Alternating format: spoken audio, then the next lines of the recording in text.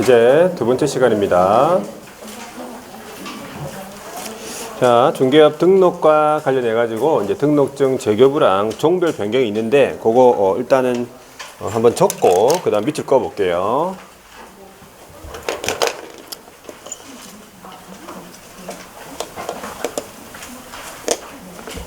자, 7번입니까? 7번이죠. 등록증 재교부라고. 자, 등록증 재교부.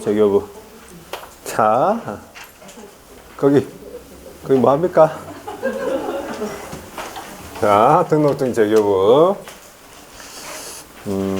첫 번째가 분실 훼손이네. 분실했다, 훼손됐다 그러면 자격증이 내한테 있습니까? 없네. 그럼 뭐만 갖다 주면 되겠어요? 재교부 신청서. 재교부 별지서식 4호서식으로 자격증, 등록증, 그 다음에 뭐 신고 확인서, 재교부 신청서가 있어요. 하나의 서식으로 돼 있어요. 그거만 써가지고 주면 돼요. 그거 분실 훼손. 두 번째가 기재사항 변경. 기재사항이 변경이다 그러면 이제 뭐 등록증에다가 등록증에 뭐 내 이름을 바꿨다든지 아니면 상호를 바꿨다든지 전화번호를 바꿨다든지 그런 게 있겠죠. 자, 그런 경우에는 재교부 신청서에다가 플러스 이미 교부받은 등록증, 이미 교부받은 그걸 두 글자로 얘기하면 종전이라 그래요. 종전. 이미 내가 가지고 있는 등록증, 등록증 있잖아, 그죠? 분실한 게 아니니까 등록증이 내한테 벽에 걸려있을 거 아니에요. 그 종전 등록증하고 여기다가 뭘 변경했죠? 그러니까 변경사항 증명서류. 변경했음을 증명할 수 있는 변경사항 증명서류. 이렇게 해가지고 재교부 신청하는 거예요. 기재사항 변경의 경우에는. 맞습니까? 자, 그 다음에 세 번째가 종별이 변경됨으로 해가지고 재교부 신청하는 경우가 딱 한 가지 경우가 있어요. 종별 변경. 자, 그러면 여덟 번째 종별 변경이 뭐냐 하니까 개업공인중개사의 종류를 변경해서 업무를 하고 싶다 이 말이에요. 공인중개사인 개업이 법인으로 간다든지 법인인 개업이 공인중개사인 개업 간다든지 부칙사인 개업이 또 자격 취득해가지고 공인중개사인 개업 간다든지 개업 공인중개사의 종류를 바꿔서 업무를 하겠단 말이지. 그걸 종별 변경이라 그래요. 그러면 원칙적으로 종별 변경의 경우에는 이 등록에 관해서 어떻게 하냐면 등록 신청서를 다시 제출해야 돼요.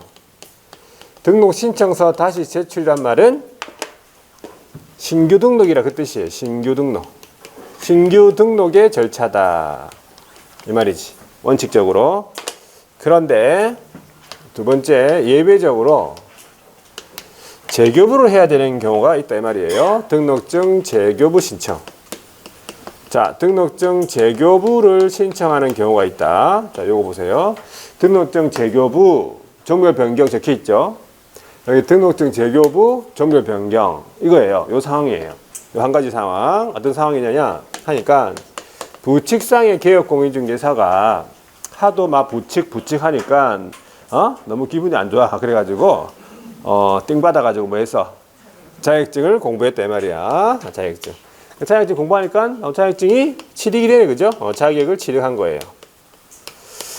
자, 자격 취득했으니까 이제 더 이상 부칙이 아니에요. 이제 부칙이 아니고 뭐가 되는 거야 이제? 공인중개사인 기업이 되는 거죠. 그런데 어디에서 업무를 계속 하고 싶냐 하니까 자기 현재 등록관청 관할구역 내에서 계속 하고 싶다 이 말이지. 일단은 등록관청을 안 바꾸겠다 이 말이에요. 사무소가 그대로 있겠다 이 말이겠지. 그러니까 등록관청 관할구역 내에서 업무를 계속하고 싶다 이 말이. 업무를 계속하고 싶다. 요 한 가지의 경우에만 재교부예요.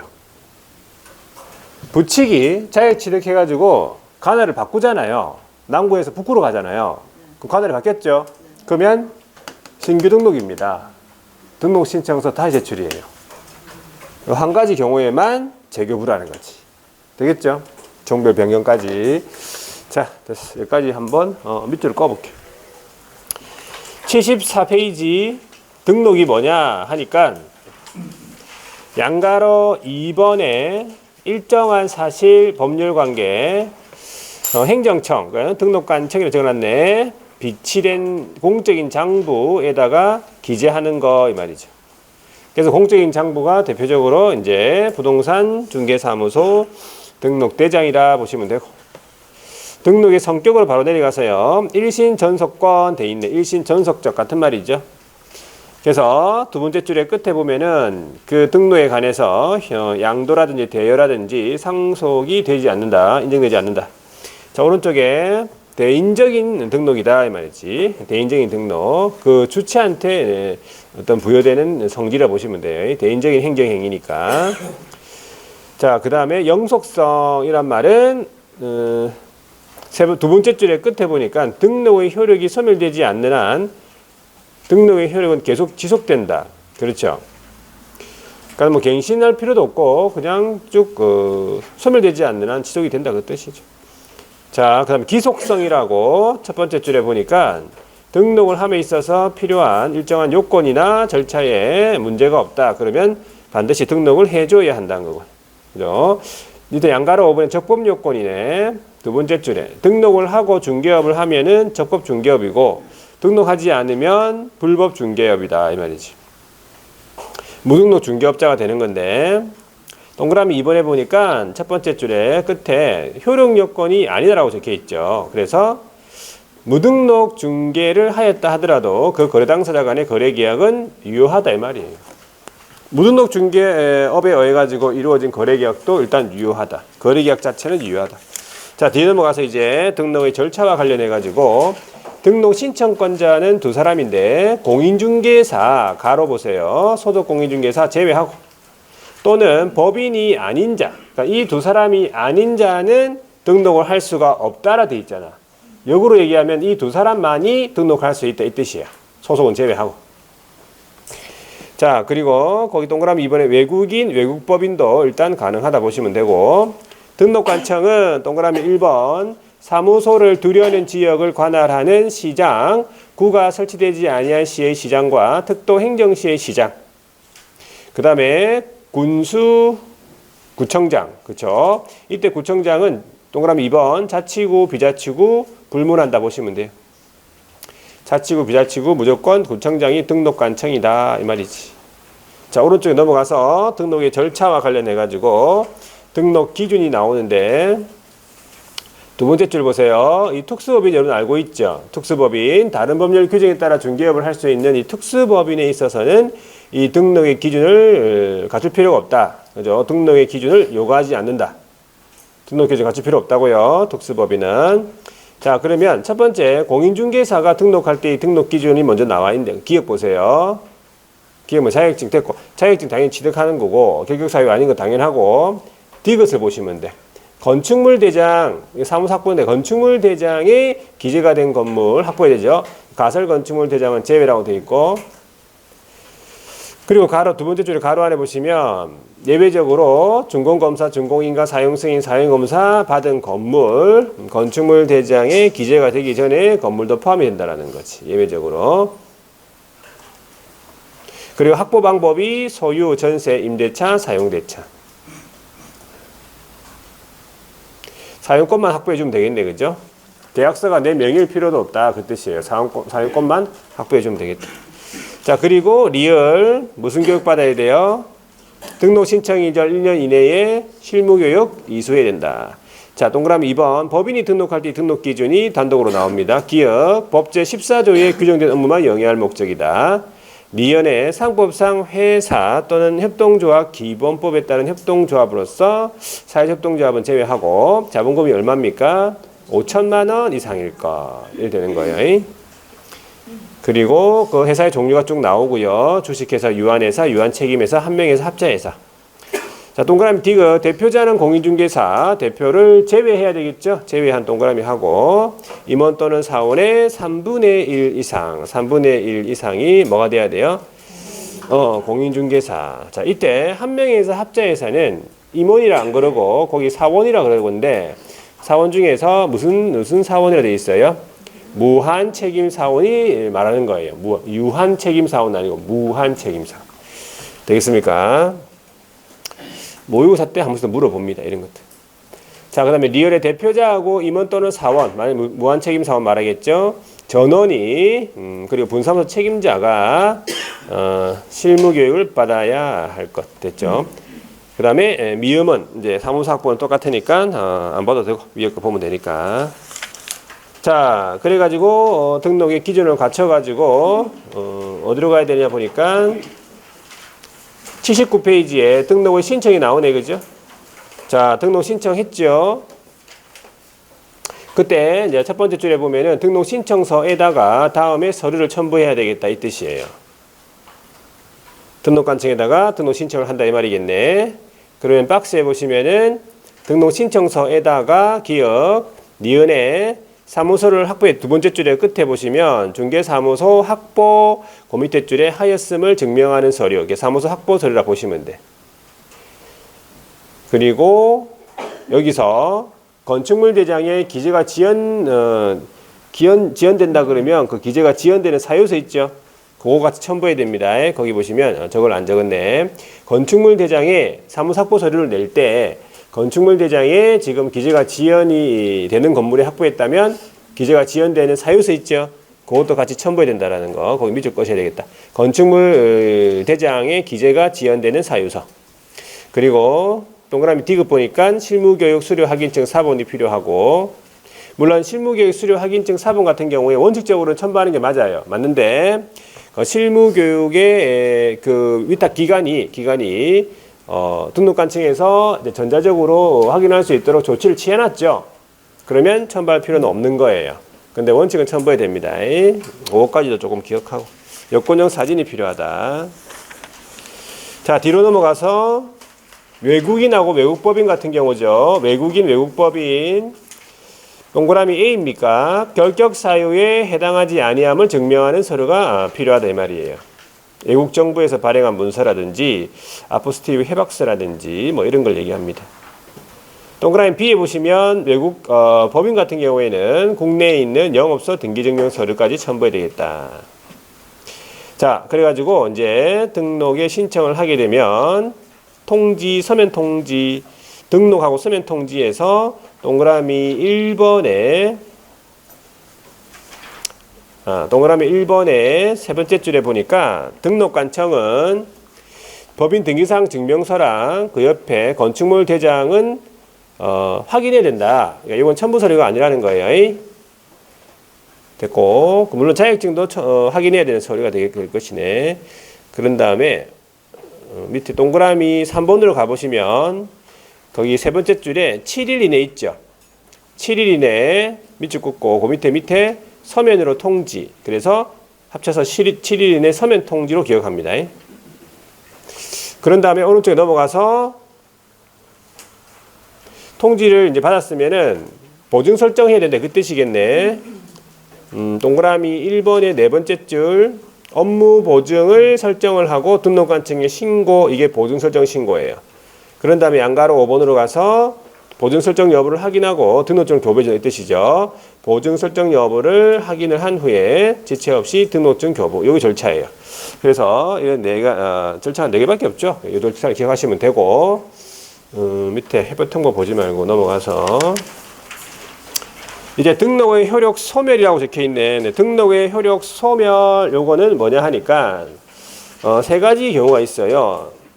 등록의 효력 소멸 사유인데, 일단 첫 번째가 등록 취소 처분을 받잖아요. 그러면 효력이 바로 소멸됩니다. 그리고 양가로 2번에 사망을 하거나 해산을 하죠. 개인이 사망하고 법인은 해산이라 그래요. 그러면 바로 등록의 효력이 소멸되겠지.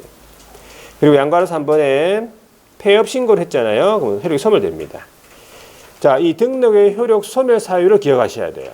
이 등록의 효력 소멸 사유. 왜 그러니까 이 등록의 효력이 소멸된 상태에서 중개업을 하면 그건 무슨 중개업이야? 그 무등록이에요. 그게 무등록이에요. 되겠죠? 자, 오른쪽 가보시면 등록 및 소속에 대한 제재 해가지고 이중 등록을 하면 안 되죠. 이중 등록. 개업공인중개사는 이중으로 등록하여 중개업을 할 수가 없다. 이중 등록을 하면 안 되겠네. 그죠? 자, 이중 등록을 하게 되면 개업공인중개사가 그 밑에 위반 나오죠. 일단은 형벌로서는 1대1입니다. 2등이니까 1대1이야. 그러면서 네, 등록이 당연히 취소가 되겠죠. 전부 취소되겠죠. 그리고 이중소속 금지라고 해서 주어를 잘 보세요. 개업 등은 돼 있다. 또 개업 등은 5명이죠. 다른 개업의 소속이나 보조원이나 법인의 임원사원이 될 수가 없다는 게 줄여가지고 이중소속이에요.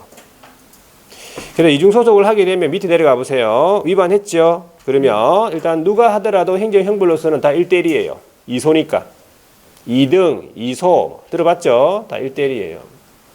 그러면서 그 밑에 개업공인중개사가 이중소속을 하면은 자기 사무소를 놔두고 다른 데 가서 일했으니까 등록이 취소가 된다고요.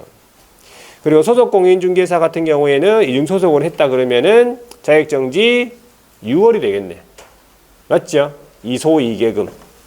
일단 이런 내용들이 있고 규정들이 있고 이런 제재가 있다 이렇게 보시고 구체적으로는 암기법을 통해서 암기하시면 돼요.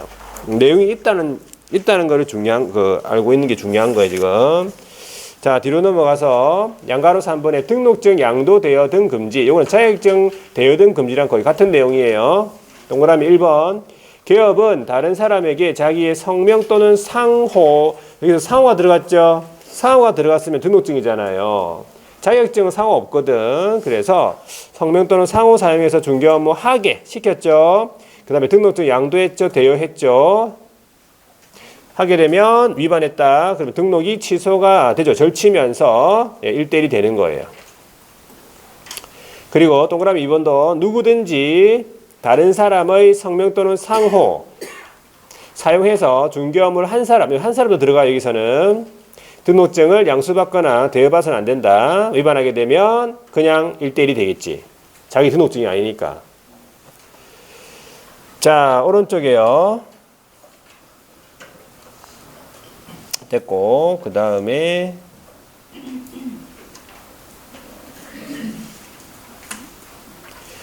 자, 됐습니다. 거의 자격증하고 거의 판례는 똑같은 내용이에요. 됐고, 그 다음에 부정등록 금지라고 적어놨네. 부정등록한 사람 있잖아요. 등록을 부정등록했다니 거짓 그 밖에 부정한 방법으로 이중 등록이 아니고 부정한 방법으로 등록을 했다면 우리가 등록이 당연히 취소될 거 아니에요. 사부 계열할 때 그 부거든. 그러니까 등록이 취소가 되겠죠. 절치면서 얘는 1대1이 아니에요. 부정등록은 1대1이 아니고 이거는 3대3이잖아요. 3대3 우리 암기할 때 보면은 무부금 이렇게 암기했거든. 무부금 할 때 그 부가 들어가 있잖아요. 그 부가 부정등록이야. 그래서 이런 식으로 변화가 되겠고 이제 무등록이 나오잖아요. 보세요. 무등록 중개업은 등록이 이제 안 된 상태란 말하는 거죠. 그러니까 무등록은 어떤 사람들이 있냐면 딱 여기 있는 사람들밖에 없어요. 무등록은요. 기억 보세요. 처음부터 아예 등록을 하지 아니하고 중개업을 영위하는 사람. 이걸 가리켜서 그냥 태생적인 무등록을 그래요. 태생적인 무등록. 아예 처음부터 등록 안 한 사람인데, 자, A야, 이 말이 A가 등록 신청을 하지 않고 중개업을 했다. 이 말이야.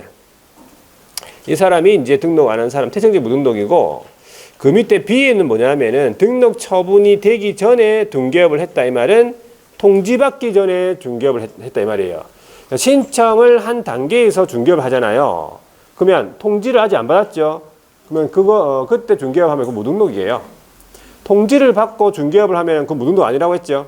근데 이거는 등록 처분이라면 이게 통지를 받기 전에 중개업을 했다. 그 얘기입니다. 그 다음에 앞에서 우리 등록의 효력 소멸 사유 들어봤죠?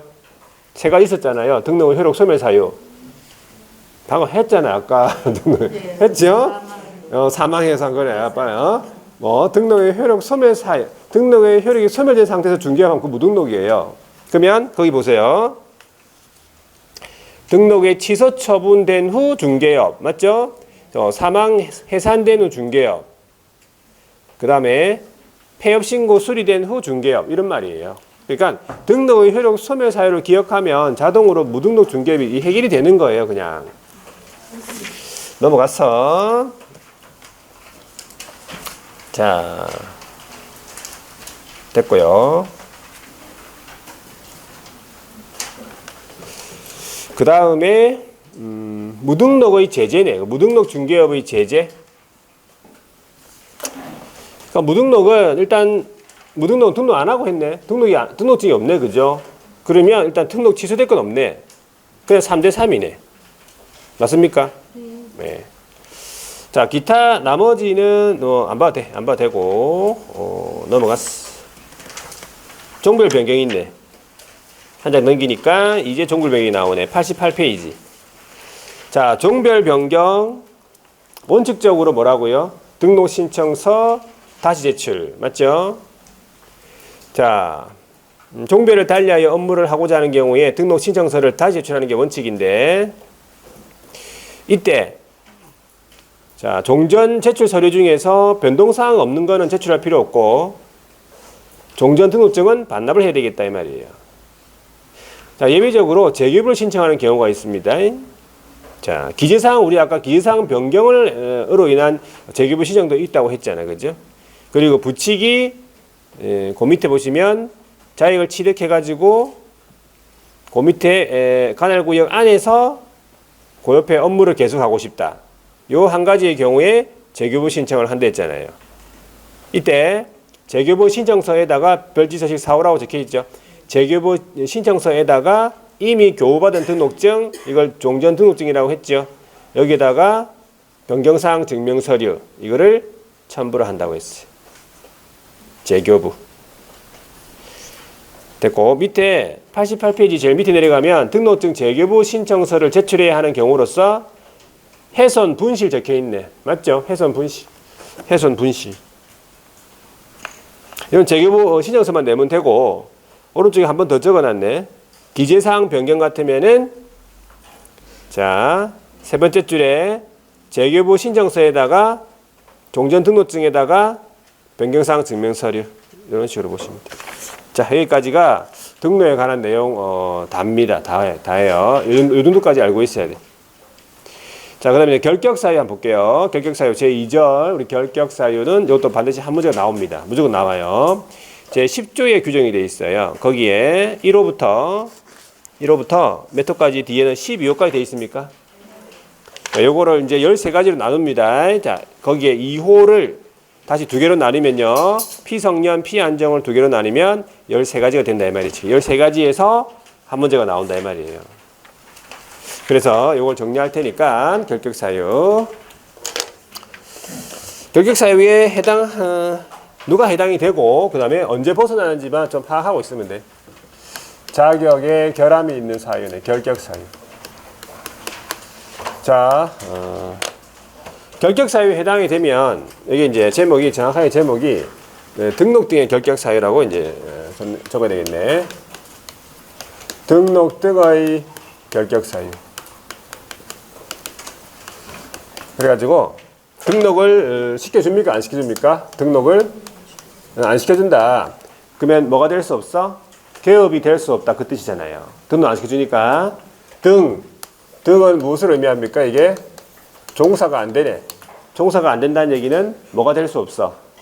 소속도 안 되고 보조원도 안 되고 뭐 임원사원도 다 안 되겠네. 하여튼 이 업계에 종사할 수가 없다. 그래 보시면 돼. 그래서 첫 번째 결격사유자가 누구라고요? 네, 미성년자예요. 자, 성년, 미성년. 우리나라에서 성년과 미성년을 어떻게 구분합니까? 나이로 구분해, 나이로. 나이로 구분해요, 나이가 몇 세? 만 19세 미만인 자. 나이로 구분하는데 만약에 얼굴로 구분한다. 그러면 여러분들 다 뭐야? 완전 미성년이네. 그렇죠? 맞아요. 아까도 얘기했지만 나이를 모르겠어. 요즘에는 만 19세 만 19세 미만인 자. 우리 남자들은요 보통 보면 옛날에 이제 고등학교 때 고등학교 때 얼굴이 지금 얼굴인 사람도 있어요. 이미 고등학교 때 성년이 된 얼굴이 지금. 이미 이제 빨리 늙은 거죠. 빨리 늙으면 나이가 들면 들수록 더 젊어져요. 그런 사람이 있어. 원장님이 본 지가 한 10년 됐는데 그대로예요. 똑같아요. 10년 전이나 지금이나 그 모습 그대로예요. 더 젊어진 것 같기도 하고 처음 봤을 때는 원장님하고 나하고는 1살 차이 나요. 모르셨어요? 원장님 나이 알고 있죠? 내 나이를 알고 있구나. 1살 차이 난다고. 그렇죠? 하여튼 원장님은 처음 볼 때나 지금이나 똑같다. 10년 전이나 지금이나. 좋겠죠? 앞으로 똑같을 거 아니야. 이미 고등학교 때 이미 그래도 저는 계속 쭉쭉 약간 이제 좀 키도 이렇게 맨날 앞에 앉고 그죠? 우리 학교 다닐 때 4분단이잖아. 우리 학교 때 4분단 그죠? 4분단에 그 짝지 있고 그래가지고 8명 앉잖아요. 한 반에 막 55명씩 막 60명, 50여 명씩 60명씩 그렇게 있었거든. 그래가지고 이게 일주일씩 돌아다니는데 하여튼 무조건 제일 앞이에요. 무조건. 그래가지고 8명 중에 딱 한 사람 들어가니까 무조건. 그래가지고 그냥 맨날 앞에 앉다 보니까 눈이 나쁜 줄 몰랐거든. 고등학교 때까지 몰랐어요. 계속 앞에 앉다 보니까. 한 번은 고등학교 때 너가 마음대로 앉아라. 그래가지고 제일 뒤에 앉았죠. 제일 뒤에 앉으면 어떤 느낌일까 이러면서 막 제일 뒤에 앉아가지고 이렇게 딱 칠판을 보고 있는데 앞 사람의 뒤통수에 한쪽 눈이 가렸어. 그런데 갑자기 안 보이는 거예요. 딱 이렇게 해보니까 안 보이네 이러면서 그때 알았어요. 맨날 앞에 앉다가 잘 보이잖아. 앞에는 눈이 안 좋은지 잘 몰랐지. 양쪽 눈으로 이렇게 보니까는 시력이 좀 한쪽하고 틀리니까 한쪽 눈 딱 가렸는데 잘 안 보였어. 그래가지고 거의 고등학교 2학년인가 그때부터 안경 꼈어요. 이게 오래 안 됐지, 그죠? 지금은 좀 됐지. 하여튼 빨리 안 꼈어요. 초등학교 때는 안 꼈어요. 뭐 눈이 얼마나 좋았는데, 그죠? 하여튼 좀 그랬다는 얘기지. 그래서 만 19세 미만이네, 그죠? 만 19세 미만인. 그러면 미성년자가 결혼이 되죠. 결혼이 됩니다. 뭐 있을 거 다 있잖아, 그죠? 결혼도 되고 뭐 다 된단 말이지. 그 다음에 법정 대리인이 누구죠? 법정 대리인 누구예요? 부모님 좀 고급스럽게 얘기해보세요. 고급스럽게. 친권자라고, 친권자. 자, 친권자가 법정 대리인이죠. 동의를 받으면 우리 민법에서는요, 성년 의제가 되고 법정 대리인 친권자 동의 받으면 단독으로 법률행위 가능해요. 근데 우리는 여전히 뭐라고? 결격입니다. 그러면 언제 결격에서 벗어나는가 하면 언제 결격이 아닌가 이 말이에요. 무조건 나이가 만 19세가 돼야 된다 이 말이에요. 만 19세가 되어야만 결격에서 벗어난다. 다른 방법은 없다. 그렇게 보시면 되겠죠. 그럼 두 번째, 피성년 후견인. 요걸 이제 예전에 금치산자 이렇게 불렀는데, 심신, 몸과 마음이 상실, 떠났어요. 그래서 사무 처리할 능력이 지속적으로 결여가 돼 있잖아요. 떠났으니까. 그러니까 이 사람한테 일을 맡길 수 있겠어요? 맡길 수가 없지. 이런 사람한테 일을 맡기는 그 사람이 피성년 후견인이에요. 그렇죠? 일을 맡길 수가 없어. 중요한 건 뭐냐면 좀 이상해도 가정법원으로부터 이 심판을 받지 않잖아요. 그죠? 성년 후견에 관한 계시 심판을 받지 않은 사람은 결격이 아닙니다. 이상해도. 중요한 거는 가정법원으로부터 성년 후견, 뒤돌봐줌을 시작하겠다라고 하는 심판이 있어야 돼요. 계시 심판. 계시 심판 받은 사람을 뭐라 불러? 계시 심판 받은 사람을 이름을 피성년 후견이라 불러요. 그럼 시험 지문에 피성년 후견이 이래 나왔다. 이거 결격 사유자입니까?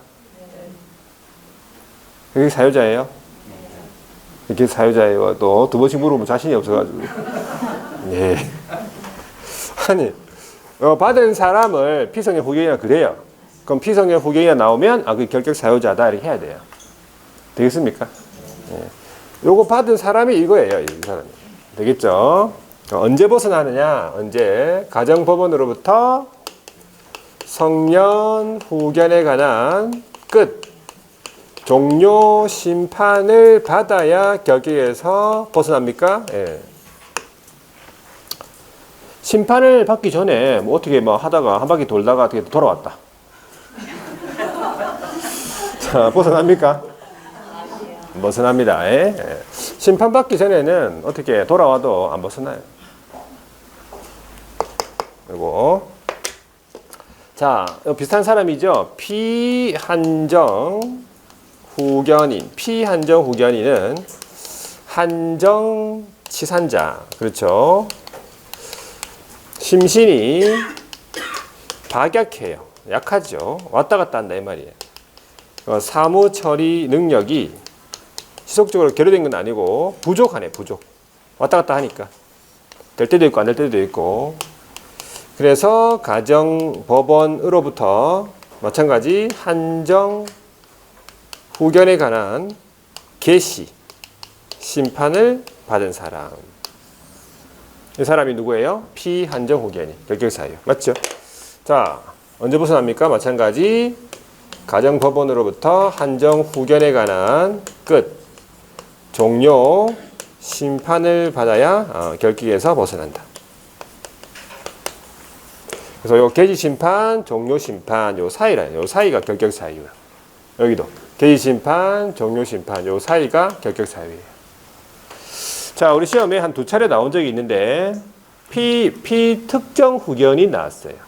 특정 업무에 후견받는다. 그래 보시면 되는데 이 피특정 후견인은 결격 사유자가 아니란 얘기예요. 두 번 나왔어요. 두 번. 자, 그 다음 이제 나오는 사람이 결격 사유자가 누굽니까? 파산자네. 파산자는요. 파산 선고를 받고 복권되지 아니한 자. 그럼 시험 돈이 없다 그 말입니까? 돈이 없죠. 돈을 갚을 이렇게 능력이 좀 안 된다 이 말이지. 파산 신청, 그죠? 파산 선고를 받았어요. 법원으로부터. 그러면 복권되지 아니한 자. 그러면 복권이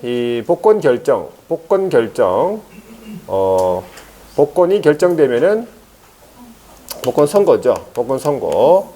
그 다음에 결격에서 벗어난다. 그럼 복권 결정, 면책 결정 이런 말 나와요. 복권 결정, 면책 결정, 복권 선고. 복권 선고를 받아야 벗어나지. 복권 선고 받기 전에 일단은 완제를 했다라고 해서 벗어나는 게 아닙니다. 선고하셔야 된다 이 말이지. 선고. 그리고 개인 회생이다 들어봤죠. 신용불량이다. 이런 제도는 우리 결격 사유가 아니다라고 보시면 돼요. 자, 이제 수용자인데 다섯 번째가 자, 금고 이상의 실형이에요. 선고받고. 첫 번째가 집행이 종료. 그 다음에 집행 종료.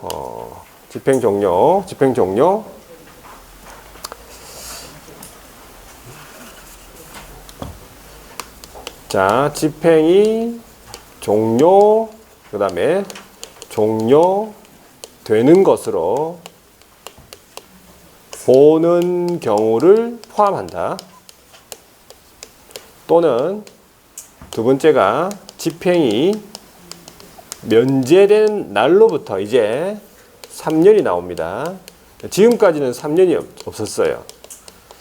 3년, 조심하세요. 3년이 있죠, 이제. 3년.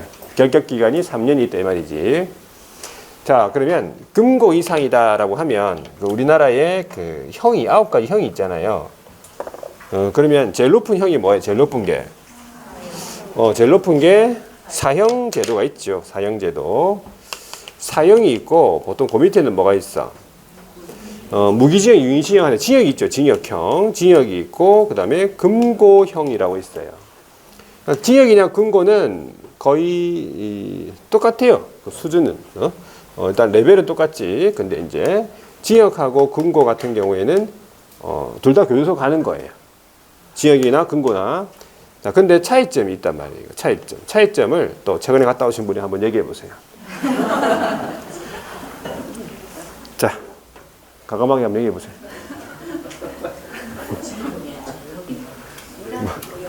징역은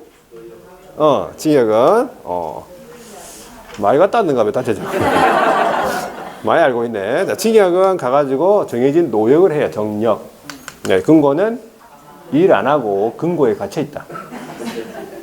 둘 중에 하나 받아봐야 된다. 그러면은 뭘 받아보시겠습니까? 금고형. 10년 동안 한번 마을 금고에 갇혀보세요. 오래된다고 했죠, 이거. 바로 이래 돼. 이거. 피성년 후견인. 아시겠죠? 일을 하고 막 움직여야 돼.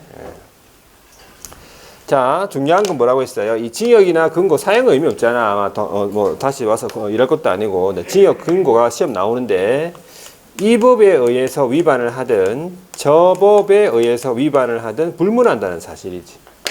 그러니까 어떤 법을 위반하든지 간에 금고 이상의 실형을 선고받게 되면 결격 사유인 거예요. 음주운전을 하다가 징역받았다. 뭐가 돼? 결격 사유가 되는 거예요. 폭행, 때려가지고 징역받았다. 네. 결격 사유 되는 거예요. 사기쳤다. 징역받으면 결격 사유 되는 거예요. 위법적을 불문한다는 거 신경 쓸 필요도 없네. 어떤 법이 나오든 간에 금고 이상 나오면 다 결격 사유자니까. 그럼 집행 종료다 그러면 예시가 뭐예요? 집행형을 다 채우고 나왔다. 그걸 네 글자로 뭐라 해? 만기 출소. 최근에 갔다 왔는가 봐. 만기 출소. 만기 출소 되자마자 석방 되자마자 바로 일할 수 있는 게 아니에요. 3년이 있잖아요. 그래서 3년이 경과되어야 벗어난다라는 거. 종료되는 것으로 보는 경우, 이 보는 경우는 다 채우고 나온 게 아니고 미리 나왔어요. 미리 나온 거를 가석방이에요. 가석방. 이 부분에서 좀 강하네, 그죠? 가석방. 가석방은 다 채우고 나온 게 아니기 때문에 뭐가 남아있죠? 뭐가 남아있어? 자녀형기라고 남아있어요. 그리고 여기 3년 지나야 돼요. 가석방이나 만기석방이나 결격 사유에서 벗어나는 날은 똑같습니다. 벗어나는 날은. 그렇죠? 야, 면제되는 경우는 한 5가지 정도가 있죠. 첫 번째가 법률이 변경됨으로써 더 이상 죄를 구성하지 않죠. 3년 지나야 돼요. 자, 형의 시효가 완성이 돼버렸죠. 너무 오래 지났다 이 말이야. 그래서 3년 지나야 돼요. 완성일로부터 3년. 특별 사면이네. 특별 사면은 사람을 사면시켜주는 거예요. 사람 자체를. 특정인, 대통령이. 이것도 3년. 일반 사면은 특정 죄가 사면되는 거예요. 죄 자체가. 그래서 즉시 벗어난다. 그 다음에 이제 외국에서 형의 전부 일부를 집행받았다. 그래도 몇 년 지나야 돼? 3년이 지나야 된다. 이 정도 보시면 돼요. 되겠죠? 수용자. 한 사람이 더 있네, 수용자는요. 누가 나옵니까, 이제? 금고 이상의 이번에는 형의 집행유예를 받아요. 집행유예를 받고 그 유예 기간 동안 결격 사유네. 금고 이상이랑 똑같습니다. 위법적으로 불문하고 똑같고. 집행유예요, 집행유예. 자, 집행유예 이런 건 들어봤죠. 징역 1년에 집행유예 3년이다. 그러면 교도소를 가는 겁니까? 안 가는 겁니까? 징역 1년에 집행유예 3년이면 교도소 간다 안 간다? 안 갑니다. 교도소를 안 가고 밖에서 이 집행유예 기간 있죠. 요 3년만 잘 견디면 죄를 짓지 않은 것으로 인정이 되는 거죠. 죄를 짓지 않은 것으로 집행을 유예했으니까 교도소를 안 갔으니까. 그래서 우리도 마찬가지네. 보니까 집행유예를 받으면 그 유예 기간 동안만 결격 사유가 되는 거예요. 징역 1년 집행유예 4년 받았으면 몇 년 동안만? 3년 동안만 결격 사유인 거예요. 조심하셔야 돼. 여기서. 그러면 언제 벗어난다고? 유예기간 경과. 여기서 집행유예 기간이 경과되면 결격에서 벗어난다. 자, 집행유예 말고 우리가 또 어떤 유예가 있었죠?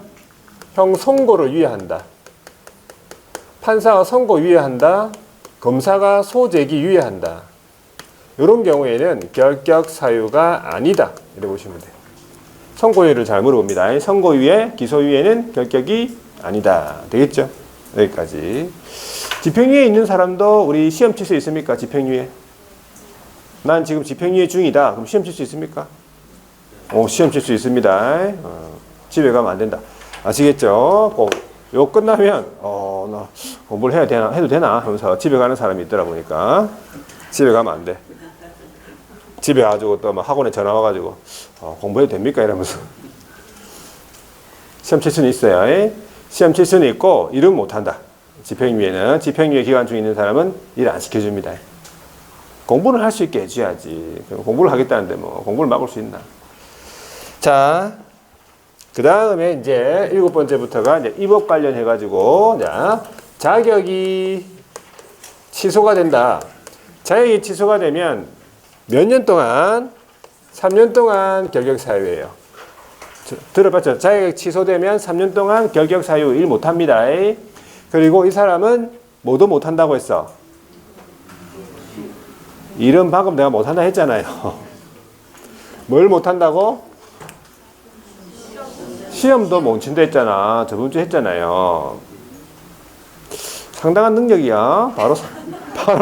바로 삭제되는 능력이네. 자, 자격이 취소가 된 사람은, 그죠? 3년 동안 공인중개사가 될 수 없어요. 시험 응시 제한자잖아. 맞죠? 그래서 이 사람은, 3년 동안 뭐만 하라고? 공부만 하랬잖아요. 이제 기억나죠? 자, 8번째가 자격이 정지가 됐다. 누가? 자격 정지 누가 받았어요? 자격 정지 누가 받았지? 소속 공인중개사예요. 자격 정지를 받는 사람은 소속밖에 없어요. 소속만 자격 정지 받아요. 다른 사람은 자격 정지를 안 받습니다. 아예. 되겠죠? 자격 정지 대상은 소속밖에 없어요. 되겠습니까?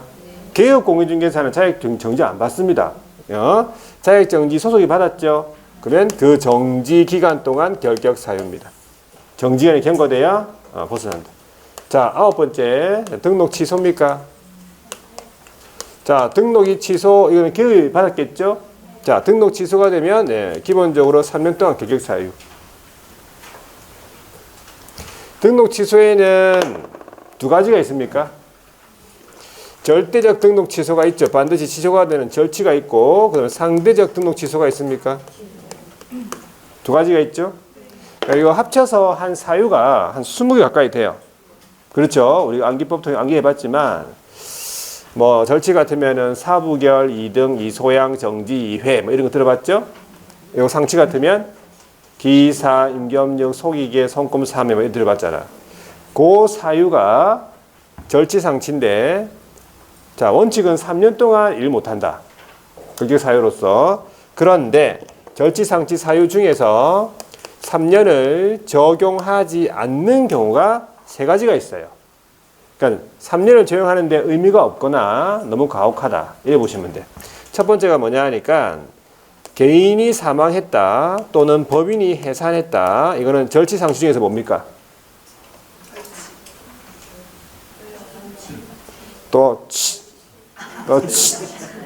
여러 거 할 때마다 저번에도 뭐 저번주에 유치권이라니까는 법정약정이라니까는 지영 그러면서. 자, 사망해산은 절치자 사부 계열할 때 그 사예요. 죽었는데 뭘 취소할 수 있어. 그죠? 얘는 등록관청에 와가지고 취소 처분도 안 합니다. 그러면 죽은 사람들 가가지고 그럼 취소. 당신 취소. 그렇게 말할 거예요? 아예 그냥 막 사망하자마자 그냥 혈액 소멸이에요. 처분도 안 한다고. 이거는 절치죠. 뭐 3년 동안 기다릴 사람이 없네. 누구 기다릴 건데? 누구를? 아무 의미 없죠. 요거는 그냥 바로 벗어납니다. 해산하잖아요. 법인이. 그럼 바로 또 등록이 된다 이 뜻이야. 3년 있다가 등록하는 게 아니고. 되겠죠? 두 번째, 결격사유. 결격사유가 원인으로 취소가 된다 그러면 절치상치 뭡니까? 겐토가 잘 안 맞네 오늘. 역시 우리는 겐토가 이게 힘들어. 겐토 희한하게 겐토가 잘 안 맞네, 그지? 아니 방금 지금 우리 결격사유 하고 있잖아요. 이 결격사유에 해당이 되면 취소를 할 수 있는 게 아니고 취소예요. 사부결 할 때 그 결이거든.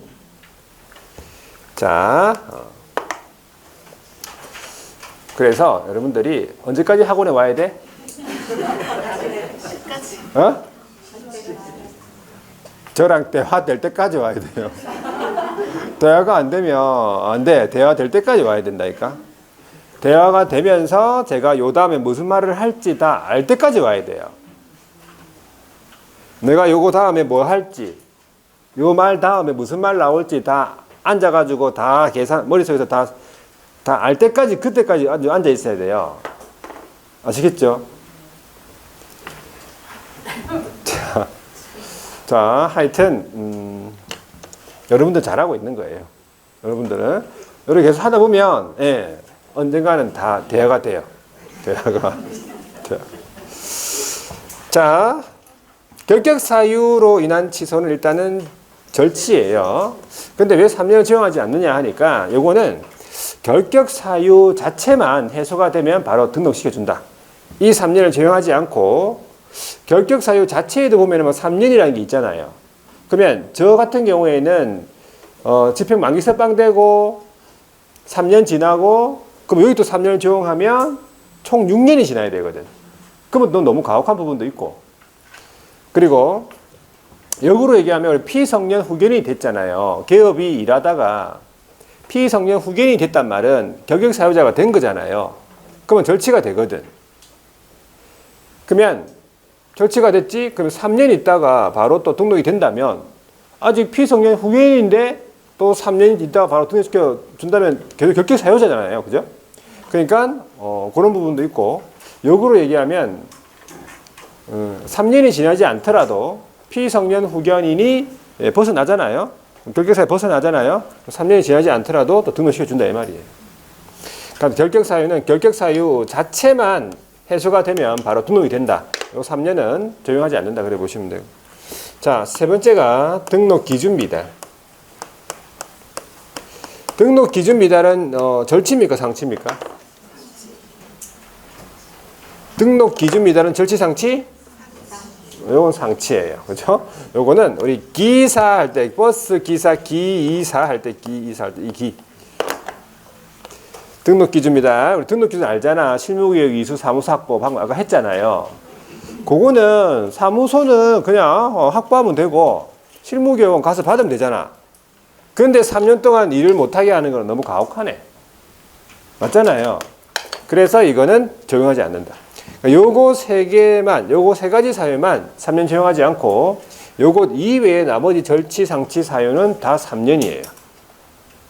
예를 들어서 자, 부정한 방법으로 등록했다. 이중 등록했다. 이중 소속했다. 다 상치죠. 절치죠. 다. 양도했다. 대여했다. 그 전부 다 3년이에요.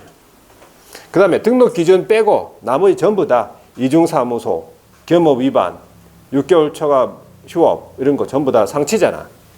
그거 전부 다 3년이에요. 그러면 그거를 애우는 게 아니고 요 세 가지를 애워요. 세 개를. 요거 빼고 다 3년이니까 요거는 3년 적용하지 않는 거니까 요걸 외워야 돼. 요거를. 자, 그 다음에 이제 10번째입니까? 업무정지. 자, 업무정지를 기업이 받았죠. 업무정지를 받았다고 해가지고 결격이 아닙니다. 이 업무정지를 받은 기업이 폐업을 해야 돼요. 그러면 결격기간이 들어간다. 언제까지? 업무정지 기간 동안. 업무정지 중. 그래서 업무정지 기간이 벗어나야 다시 등록이 된다 이 말이에요. 안 그러면은 한껏 해먹고 다 폐업하고 또 등록하고 이래 될 거 아니야. 11번째가 이제 업무정지 처분을 받은 법인. 법인이 업무정지 처분을 받은 거예요. 법인의 업무정지 사유가 발생할 당시, 사유 발생 당시에 있었던 사원 임원들, 사원 또는 임원이 결격 사유자인 것이에요. 언제까지? 당해 법인이 업무정지 기간 동안. 그러니까 업무정지 사유가 발생할 당시에 있었던 그 사원 임원들이 사유가 발생하자마자 나갔어, 법인을. 자, 그런 다음에 등록한 새로운 임원 사원들이 들어왔고, 등록관청이 그 전에 업무정지 사유로 업무정지를 한 거예요. 그러면 새로 들어온 사원 임원들은 그 업무정지에 대해서는 아무것도 몰라. 나간 사원 임원들이 결격 사유자라는 거예요. 언제까지? 당해 법인이 업무정지 기간이 경과될 때까지. 나갔지만 일 못한다고. 나간 사원 임원. 그 사람들이 사회가 발생할 당시에 사원 임원들이에요. 그럼 여기에 뭐라 나오겠어? 사회 발생할 당시 말고 틀리게는 처분 당시라 나올 거 아니야.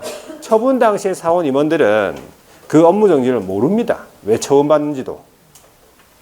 그때 없었으니까. 자, 12번째가 이 법을 위반해가지고 이번에는 300만 원 이상의 뭘 받아? 벌금형이에요. 선고받고 몇 년? 3년이 경과되지 아니한 자가 결격 사유예요. 요거 많이 물어보죠. 반드시 이거는 이 법이 돼야 된다. 저 법은 안 돼. 반드시 공유중개사 법에 의해서 돈도 300만 원 이상이 돼야 돼. 그리고 과태료도 아니고 벌금이 돼야 돼요. 그리고 3년이 경과되지 아니한 자. 이 네 가지가 다 충족돼야 되겠네. 네 가지가 다. 되겠습니까? 자, 벌금을 만약에 이제 기업이 받긴 받았다. 300만 원 이상 받았는데 양벌 규정 있죠. 양벌 규정 들어봤으면 양벌 규정. 양벌 규정이란 말은 기업 자신 때문에 받은 게 아니라 고용인 때문에 형사 책임으로서 받았다 이 말이에요. 고용인을 고용했다는 이유만으로 이제 그 형사 책임으로서 이제 받은 게 양벌 규정인데 그 양벌 규정에서 의해 받은 벌금은 결격이 아닌 것이지. 자기의 잘못으로 300만 이상 벌금 받아야 된다 이 말이에요. 양벌 규정에서 받은 벌금은 결격이 아니다 이래 보시면 돼. 자, 이제 마지막에 13번째가 방금까지 했던 결격 사유자 있죠. 이 결격 사유자가 사원 또는 임원으로 있는 법인. 결격 사유자가 그 법인 안에 있으면 안 되잖아. 결격 사유자가 사원 또는 임원으로 있는 법인. 그러면 이 법인 자체가 결격이 돼버려요. 그럼 법인이 억울하죠.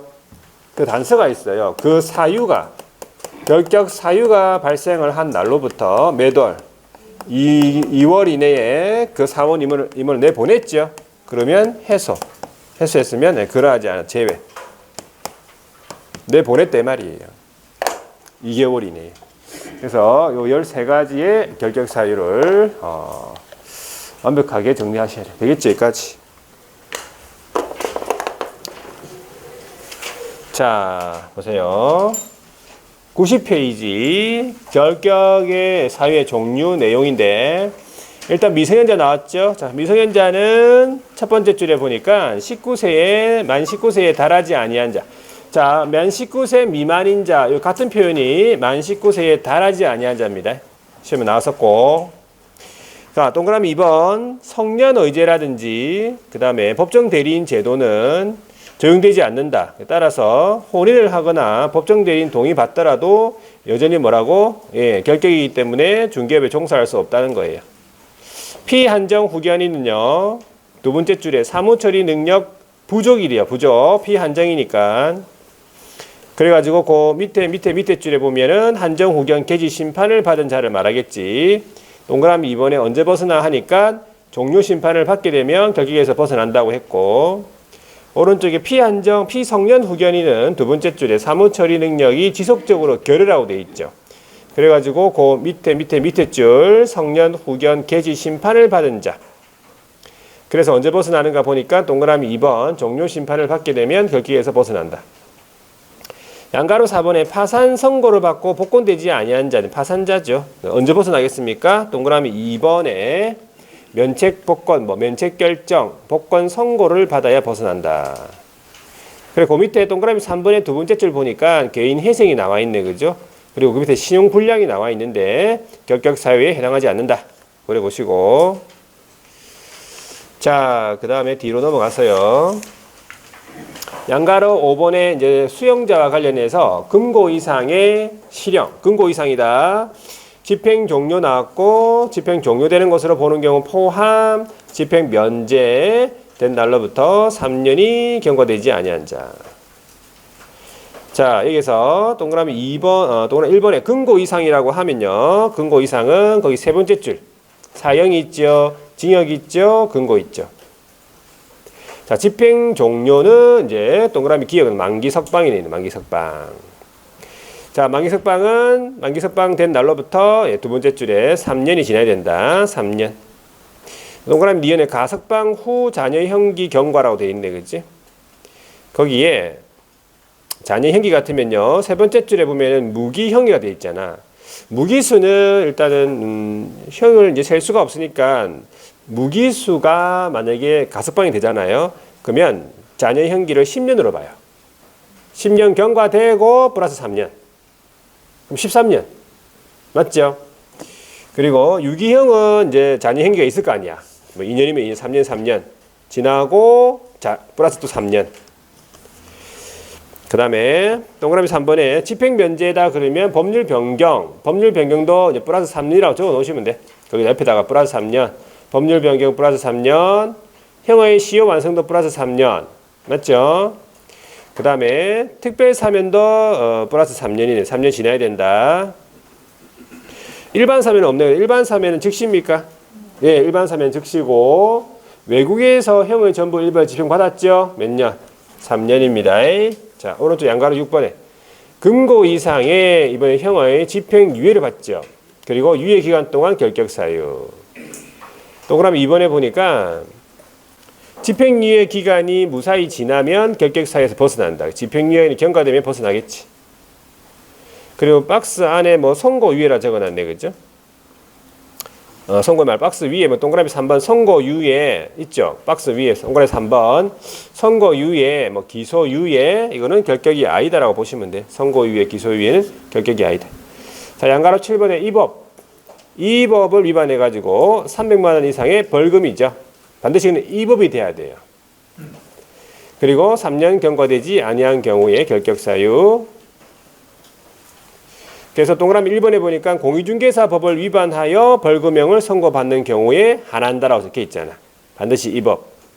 그리고 동그라미 2번도 이 법을 위반해서 300만 원 이상의 벌금형이 선고받아야 결격의 사유에 해당한다. 300만 원 이상. 벌금. 과태료 아니고 뒤로 넘어갔어. 양가로 8번에 보니까 이제 자격 취소 나오죠. 자격 취소는 몇 년 지나야 돼요? 3년 동안 결격 사유고요. 양가로 9번에 가보세요. 자격 정지 기간 동안 결격 사유다. 그렇게 말아두시면 돼. 양가로 10번에 이제 등록 취소네. 두 번째 줄 보니까 등록이 취소가 되고 몇 년 동안? 3년 동안 결격 사유. 자, 그리고 오른쪽에 가보니까 뭐 절치, 상치, 사유가 쭉 적어놨네. 이걸 볼 게 아니고 뒤로 넘어가서 동그라미 2번, 뒤에 넘어가니까 동그라미 2번, 3년의 결격 기간이 적용되지 않는 경우 돼 있잖아요. 그래가지고 어딜 보냐면 밑으로 쭉 내려가면 밑에 A, B, C 뭐 이런 게 있어. 동그라미 A, B, C, 그게 A, 결격 사유로 인한 취소, 절취. 그 다음에 동그라미 B에 보면은 사망, 그리고 동그라미 뭐 디귿의 해산입니까? 그리고 동그라미 D에 보면 등록 기준 미달. 요 경우에는 3년을 적용하지 않는다. 이렇게 보시면 되고, 요 정도 하시면 되고. 자, 그 다음에 양가로 11번에 보시면 오른쪽에 업무정지 처분을 받고 중요한 거 뭐예요? 폐업을 해야 되잖아요. 폐업 신고를 하고 그 다음에 업무정지 기간이 경과되지 아니한 자가 결격 사유다 이 말이고. 양가로 12번에 업무정지 처분을 받은 법인의 업무정지 뭐 할 당시 사유가 발생할 당시에 사원 임원으로서 당해 법인이 업무정지 기간 동안 결격 사유. 처분 당시가 아니라는 거예요. 사유 발생할 당시. 양가로 13번 사원 또는 임원 중에 결격 사유에 해당하는 자가 있는 법인. 있으면 안 되니까 법인이 억울하니까 단서가 있어요. 동그라미 2번의 세 번째 줄. 그 사유가 발생한 날로부터 2월 이내 해소한 경우에는 그러하지 아니하다. 제외. 그렇게 하시면 돼요. 자, 이 정도 보고 좀 쉬었다가 그 다음에 중개업 경영을 한번 보도록 할게요. 104페이지 좀 쉬었다 하겠습니다.